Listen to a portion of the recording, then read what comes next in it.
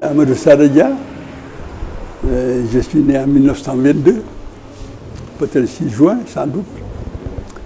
Je suis du Fouta. J'ai grandi là-bas. En 1922, le Sénégal avait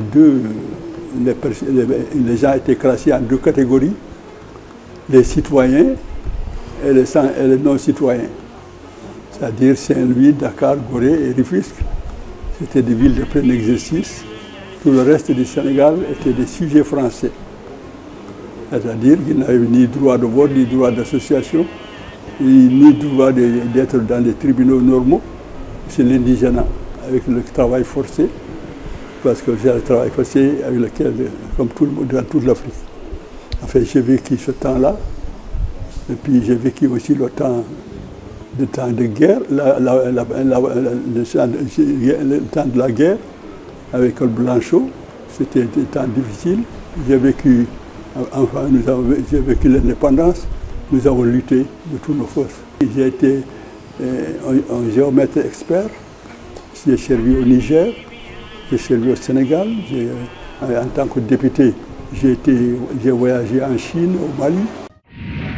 J'ai écrit ça très mieux, sinon j'aurais écrit beaucoup mieux parce que j'ai parlé du Sénégal. C'est un livre peut-être même à continuer. J'ai été pris, tout le monde est pris dans les voyages, dans les tournois, dans les avions. Je ne m'occupais pas, j'ai maintenant seul là, que je restais. Et je n'écrivais même plus, parce que je ne pouvais même plus écrire, parce que si j'écris, je ne connais même pas mes écrits. Je dictais ça à mes enfants. C'est comme ça que je suis arrivé à ce petit livre. Bon Dieu fait qu'on a la mémoire. On a les mémoires. J'en ai plein dans la tête. J'en ai plein que je n'ai pas dit. J'en ai plein que je n'ai pas dit. Moi, je crois que l'histoire du Sénégal, je l'ai vécu et j'ai participé. J'ai été syndicaliste. J'ai été dirigeant de syndicat. J'ai été membre de partis politiques. D'abord, j'ai fait l'Union démocratique sénégalaise, que personne ne connaît actuellement, le RDA, dont on ne se rappelle pas, le socialisme, lequel pas. J'ai été tout de ça. J'ai côtoyé tous les chefs d'État. Senghor, nous avons voyagé ensemble. Mamadou Dia, nous avons été ensemble. Senghor, nous avons voyagé en 1949 ensemble jusqu'à mon village de Kanel. Mamadou Dia, nous avons voyagé aussi. Et bien, sans compter que Lamine Gueye, on le voyait souvent. Sans compter que on était à Bamako, on rencontrait les grands chefs comme les Philippe Dabo, le Mamadou Konaté et consorts, Modibo Keïta et comme ça. J'ai fait le Niger, j'ai fait le Nigeria, j'ai fait le Niger, j'ai failli être maire de Zender. Figurez-vous, maire de Zender. J'étais jusqu'à Agadez, j'ai fait à Ingal, nous avons fait un monsieur de biche que nous avons tué dans la forêt.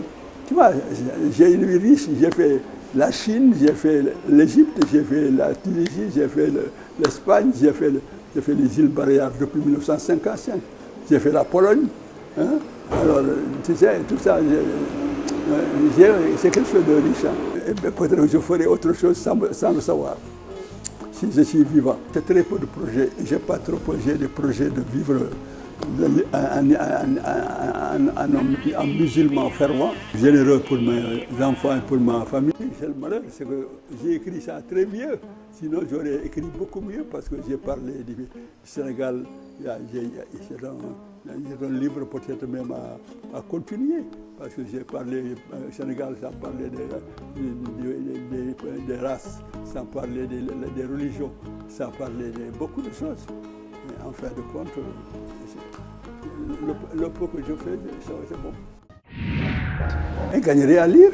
Ils gagneraient à lire, mais ils achètent moins de livres, ils les achètent pas. Rien ne remplace les livres, parce que c'est les livres qu'on garde, qu'on lit et qu'on classe. C'est quelque chose, ça s'implique dans la mémoire. Le reste, c'est portable, c'est histoire, c'est danse, c'est l'histoire future. On écoute, elle est vraiment, maintenant je crois que dans tout le monde est en train tu vois, portable, matin et soir, 24 heures sur 24. On ne fait plus autre chose. On ne fait rien plus de ça. Je pense que ça fait perdre de l'argent et du temps. Et puis même des fois c'est dangereux. Parce que quand des enfants de 12 ans, ils sont plus forts que les vieillards pour manier les portables. Or, dans les portables, le smartphone-là, il y a toutes les bêtises du monde qui sont là-dedans. Ils seront initiés, ils connaissent ces bêtises, ils connaissent, au lieu de s'attacher aux valeurs, ils vont s'attacher aux bêtises. Alors c'est déjà, je ne sais pas, ça crée une histoire, on ne sait même pas comment ça va finir. Ah oui, pour moi c'est un plaisir. La culture, le ministère de la Culture, c'est l'essentiel. La culture, c'est l'essentiel dans la vie des gens. Parce que si on n'a pas de culture, on peut avoir des étages, des étages, ça ne sert à rien. Et la culture, c'est le bien, c'est ça qui permet de vivre en paix. Ça permet de vivre en paix, de finir en paix.